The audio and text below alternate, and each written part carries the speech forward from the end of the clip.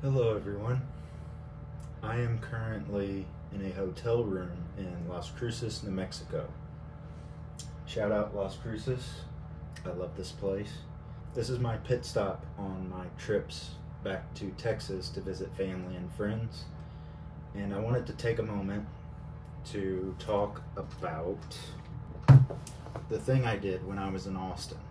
I don't know if this video is before or after the video walkthrough of the hobby shop, but I've always told myself when these things came out that if I could find a green one in the wild, I would pick one up.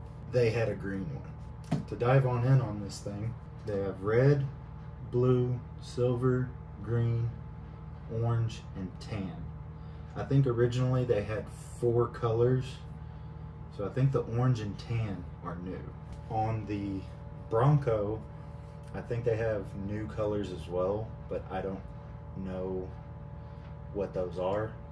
I will lay this down here. You can pause to get some technical information from the box if I just so happen to gloss over it when I pull it out of the box.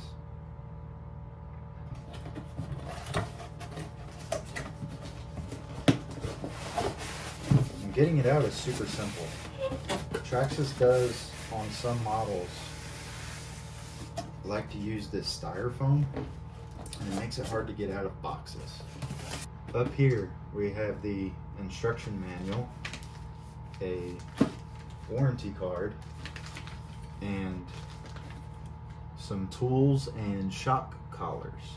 In here we have the most basic radio on planet Earth, the Traxxas TQ radio. It works. Right here is where the battery is. It's not in that box, it's in my hand. It has a weird but definitely Traxxas proprietary connector, and also comes with a USB style charger for this battery. It is a 750 milliamp 2S LiPo. I would show you the charger, but I'll try to splash a image up on the screen. It's currently in my car right now and I don't want to go into the heat and get it. And when you get this vehicle out of the package, it will come wrapped in plastic. I will explain why mine is out of the plastic and ripping to go. Dang, these things look good. This is in plastic hard body, plastic cage all over the top, plastic part details on the back with a little high lift jack, jerry cans, and a spare tire cover. Let's see how much this can focus in, but there are little side marker lights on the grille. And knowing Traxxas, they would have a light kit that would light those up. I mean, insane levels of detail. Insane levels of detail. There is a little gas cap right here, and it's even on the correct side for the vehicle.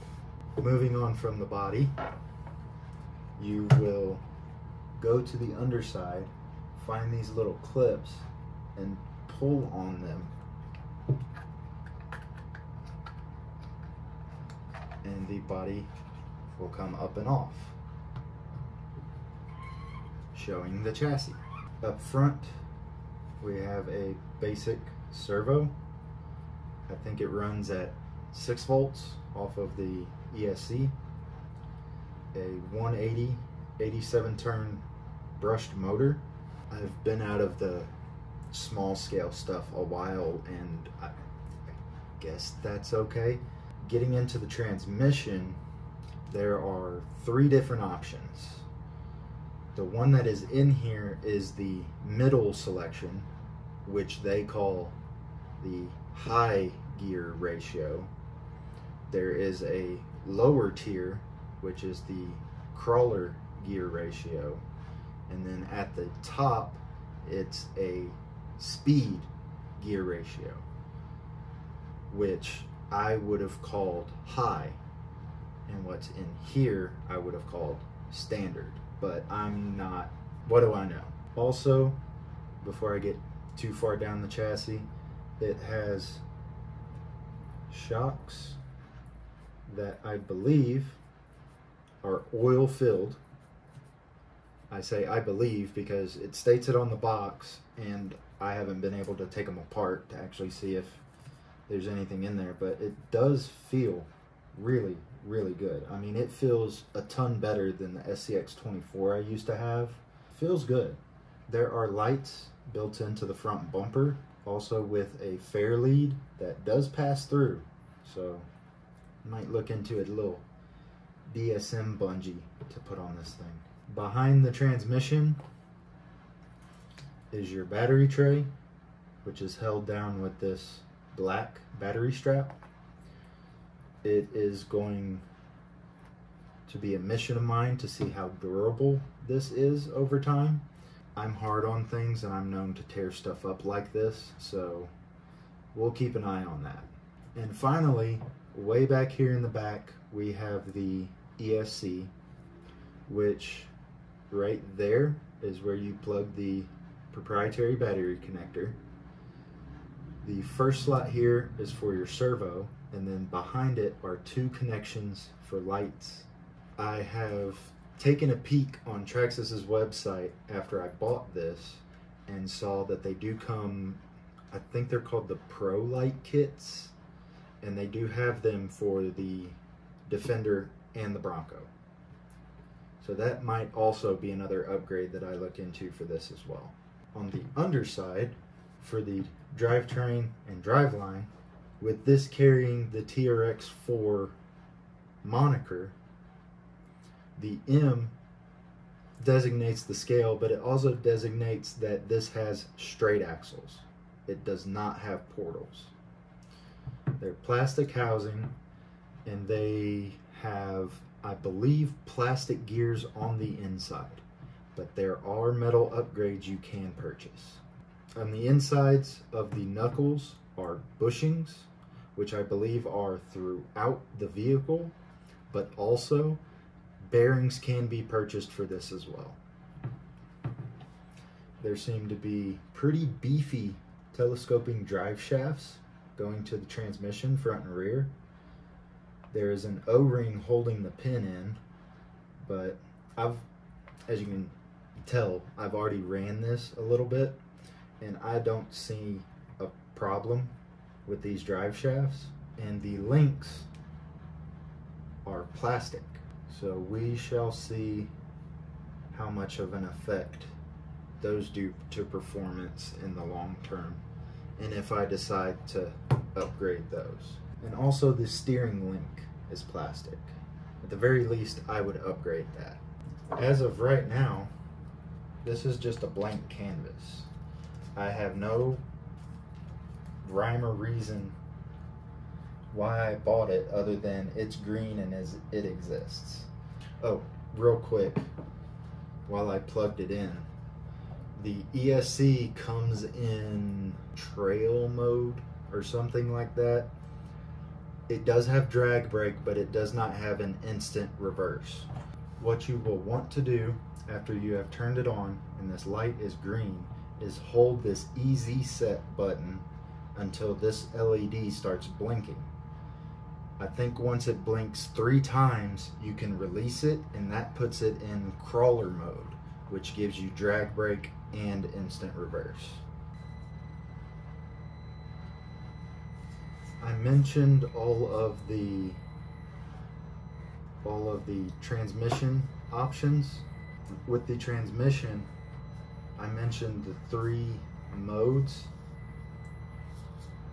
and I don't know how well it comes across on video, but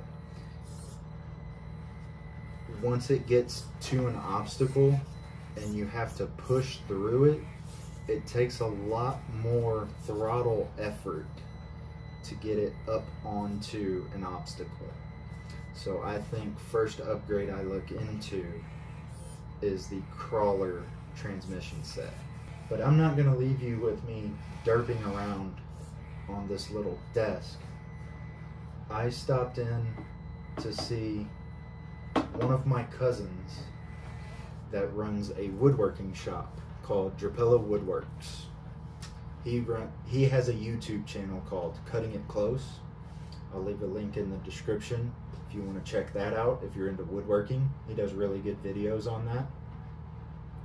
But I know my cousins are even more competitive than I can be. So once I broke this out, we eventually ended up in his shop and started putting wood into obstacles down on the floor. And if you could complete the course we built, you got to add another obstacle. And we ran the battery dead. And it was a blast. I didn't expect my family to take to this like they did. And I hope next time I come down, they all have one. I'm glad I bought this. It's worth the $150 and then some. This is a great value, and that's saying something coming from this company. I don't know how much more good I can say about it, so I'm going to go ahead and end it there. I'll see all of y'all when I get back in California.